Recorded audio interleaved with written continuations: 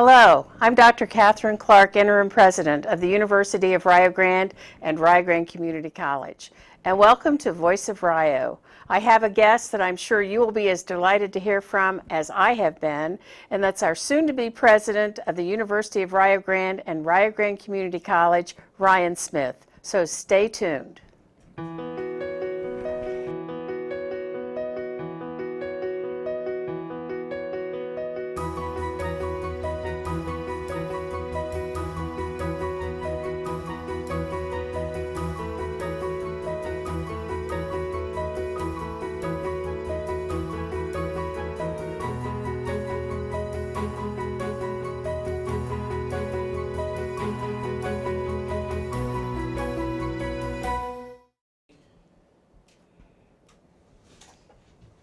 Hello and welcome back. And my guest today is soon-to-be President of the University of Rio Grande and Rio Grande Community College, Ryan Smith. Welcome. Thank you for having me. I am so glad you're here in more ways than one. I have to say I've been honored to be the interim president for almost a year and a half, and I was just very delighted when I knew that you were going to take the leadership role going forward. So I'm just so glad you're here. I know a lot of other people are glad too.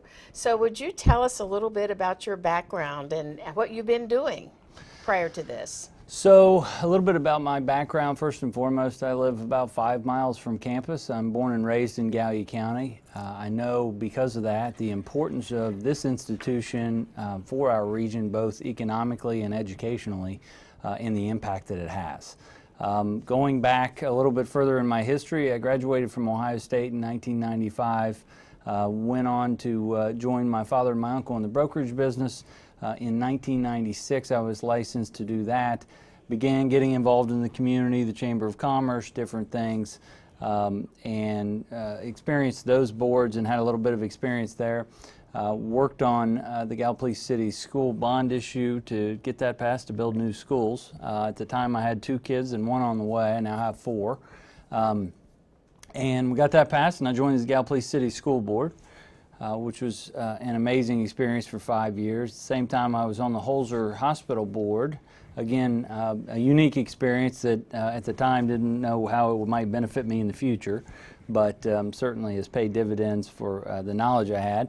And then in 2012, I ran for the state representative position for the 93rd District, which is almost identical to the service territory of Rio, meaning Gallia, Jackson, Vinton, are 3 out of 4 of my counties. Lawrence was the other one in the 93rd. So if you swap that with Meigs, it would be the same service territory. So I spent 8 years there, 4 of which I was finance chair, the last year being in 2018 Speaker of the House. Tremendous experience, made a lot of contacts, saw a lot of great things about Ohio, about our higher education system, and a variety of other topics that we've discussed. And that's, in a nutshell, a little bit of my background. Well, we'd like to know a little bit more because you have a Rio connection in your family. I do. My wife is a Rio Grande nursing grad. Mm-hmm. Right. Yeah, very good. So with your contacts that you were able to make that with corporations and legislators, I mean, you're really in a great position to move the institution forward as far as making those contacts, as far as knowing the people in the community. So you really have a leg up as far as that goes, and we're glad of that. Yeah, I feel like we can hit the ground running because of that, and certainly, hopefully, the contacts I have around the state and in the legislature will help us springboard ahead. Yeah. So what do you think are your unique qualifications that you bring? You know, a lot of the positions I've been in have been positions of leadership. So that's something that kind of comes naturally for me. I just like to be in a position where we're talking about where we're headed, the new things we can offer. And again, some of the experiences I've had have allowed me to see some of the opportunities that are out there that maybe aren't currently offered in southeastern Ohio, which is unfortunately too many in my opinion. Right. And that's really where my passion lies, is how can we expand education and offer more opportunities for our residents.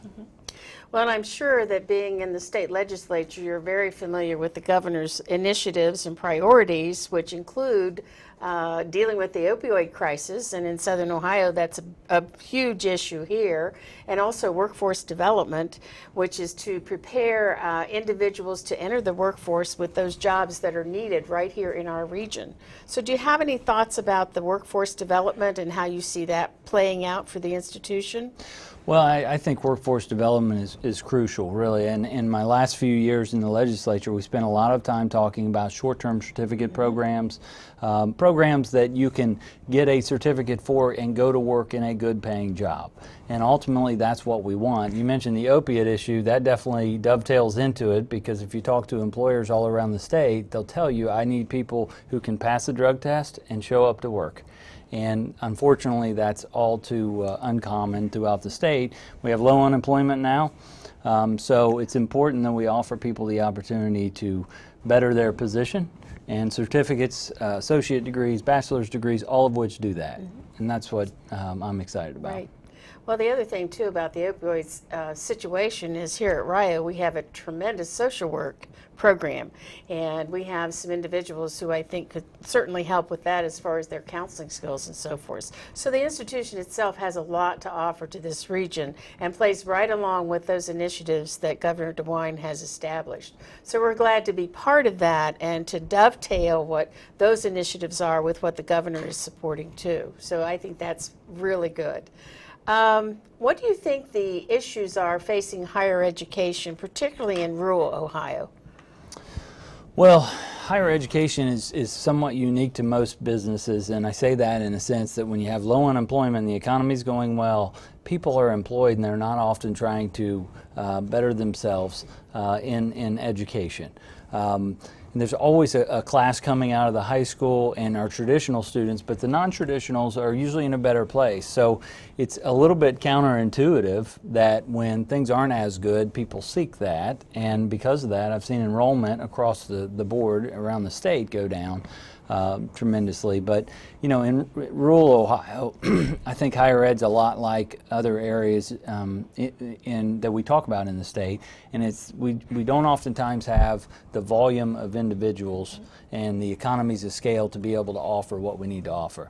Now, technology is changing that, and online classes and so on and so forth. But you know, I think that's one of the challenges, is making sure we're up to speed on all of that so that we can offer everything that we can affordably. Right, right. Which is obviously really important.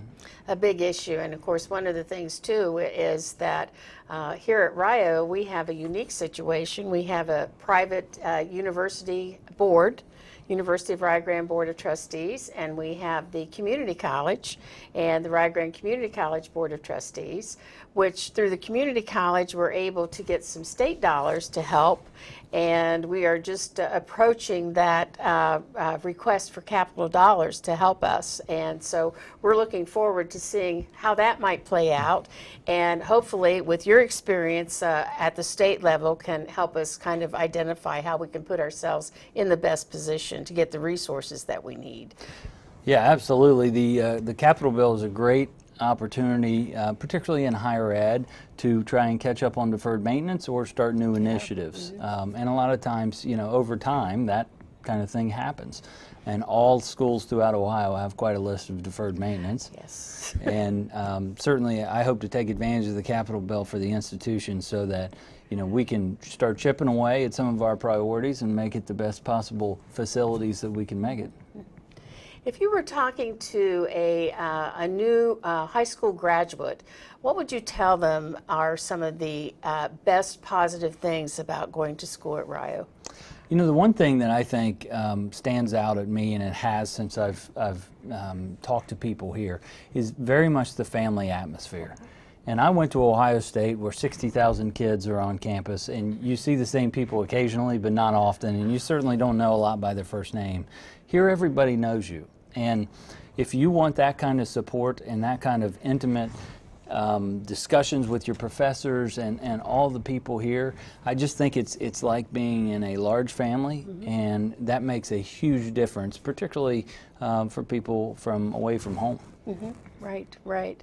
And I found that when I came back, I had been away from the region before I came back as interim president. I was amazed at how many people I still knew and all the connections. And I think that's one of the things that people would tell me when I came was, we are so glad you're one of us. And even though I had been away for many, many years, they still said that. You are one of us. You're from here. And that's the same for you, too. And I think that's a real advantage because people feel as though you understand them. You've lived here. You've raised your family here, are raising your family here. And so you've got that experience that you can relate to some of the needs that we have as far as education goes in the region. So I think that's a real advantage.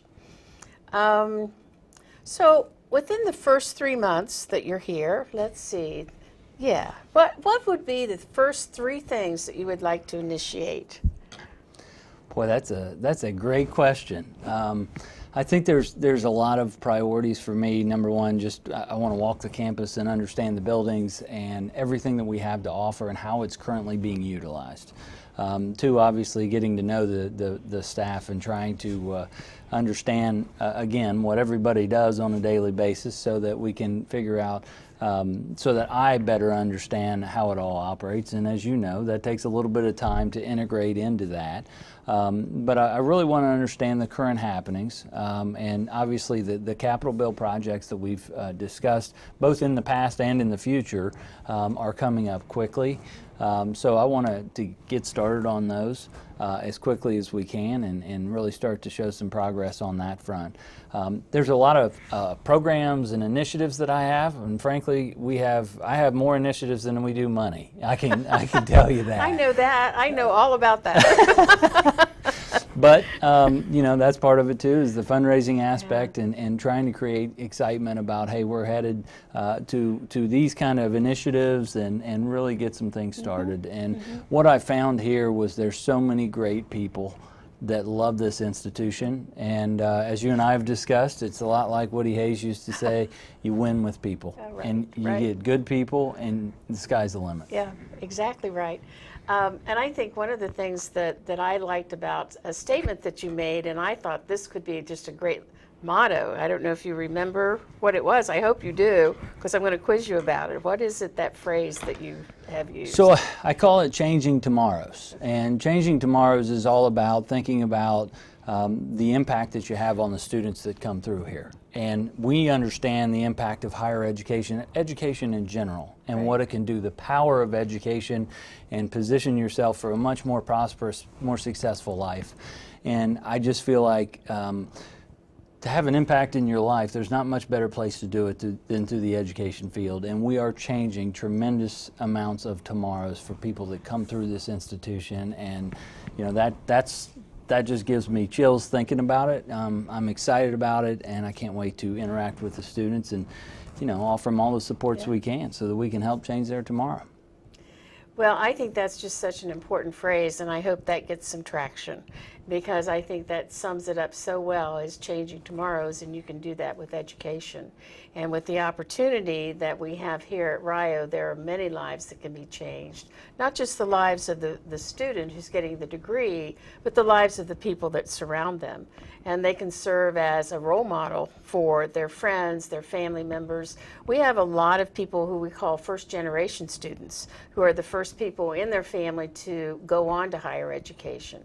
And when you haven't done that before, or you haven't had somebody in your family do that, that's pretty intimidating and scary. So we need to make it accessible and make it less frightening for people to even just come here on campus. So I think that's an important aspect of that. Critical, I think, you know, student supports and making sure that we help take down as many barriers as possible that we can. At the end of the day, the students have to do the work.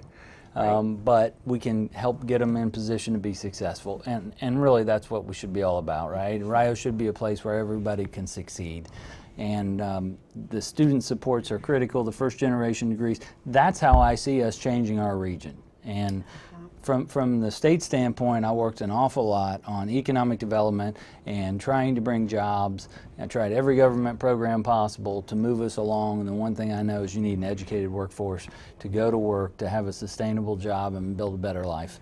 And this is the avenue to do it, and we can do it one student at a time. And it's both technical degrees, which we call our 2-year degree programs, and also our 4-year programs, baccalaureate degrees, because of course the technology degrees can prepare people on very skill-based level positions. And the 4-year degrees can help people with their critical thinking skills and management kinds of positions and so forth. So they fit together very nicely, I think.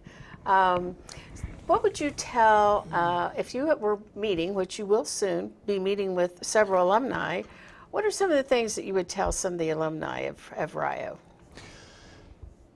What I would tell them? You know, I really want to ask them questions. Okay. I want to find out what their experience was like. What did Rio mean to them? How did it change their life? And I think that's really going to kind of direct the way we're going. But I think I would reinforce kind of the same message that we've talked about. You know, it's about changing tomorrows. It's about opening up opportunities, helping people be successful. You know, the one thing we didn't talk about when you said first generation degree, a lot of times, as you said, the technical degrees lead to the bachelor's. That's right. And these things are stackable. And nursing's a great example. Yes. There's so many different levels that you can progress through, and it's a great return on your investment. And that's what we need to have, a good value set where people walk away with a certificate, a degree, whatever it might be, and they can move on to something better and make more money. And they believe, what I see is the students build their confidence, and they know, hey, I could do that, and I did it for 2 years, I can do it for 2 more, and maybe there's an advanced degree beyond that. It's the sky's the limit. It is. It is. Now, of course, we don't know. We hope you'll be here for a long time. But when you're done, whenever that day comes, which again, I hope it's a long tenure, what would you like to say about your experience and your influence on the institution? Another great question. I think if I walked away and knew that we had made it a more expansive environment, and I say that in a way that more opportunities and opened up a lot of new opportunities to people, and also seeing the success of the students, that to me, that is the proof that I have succeeded from that standpoint. I really hadn't thought about that. I have no plans. It's a little early. So. Yeah, I have no plans on leaving, so I guess Good. I've been focused on what I'm going to do when I get here. So, Right. but it's I really think the success of the students is probably the greatest thing that we can see. Yeah, good.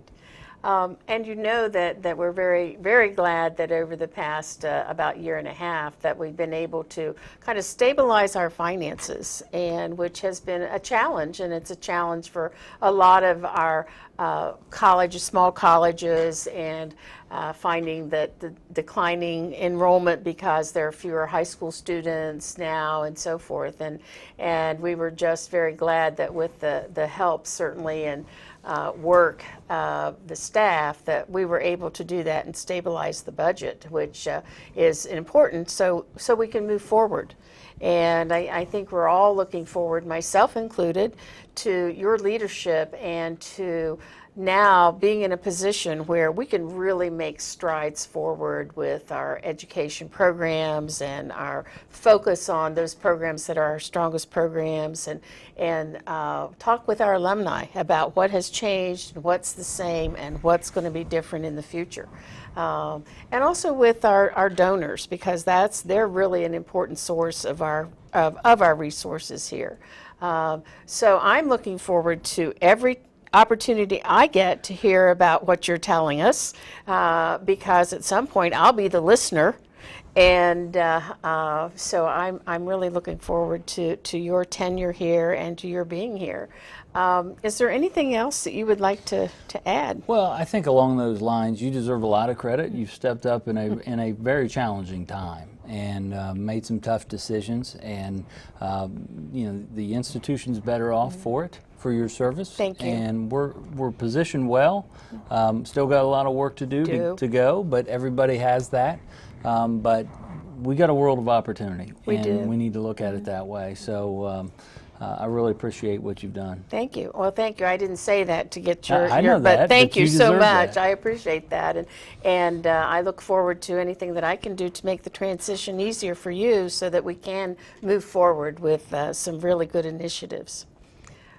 Thank you so much for being here, and I know that you'll be interested as we move forward with Rio Grande and the university and the community college and see what's happening, because there are going to be some very exciting things happening, which reminds me I haven't said anything about the farm property, which is unusual for me because I usually always talk about it. We do have, and I think our viewers know, that we were gifted with over 300 acres of the Bob Evans farmland, and we're looking forward to seeing what we can do with that and forming some partnerships with some institutions that are close by and some that are kind of farther away. But I hope that you will kind of watch for that, because I think it's going to be something that is really going to be very exciting things in this region, for not only for our students but for our community. Yeah, I agree with that. It's quite an asset to have. They've been a great partner for the university and community college for a long time. Having that land gives us a world of opportunities and possibilities. So, you know, we're going to try to find some things that fit well into our region that are needed. And I think that will be an interesting future show. It will be. Thanks again. Thank you. And thank you all for joining us.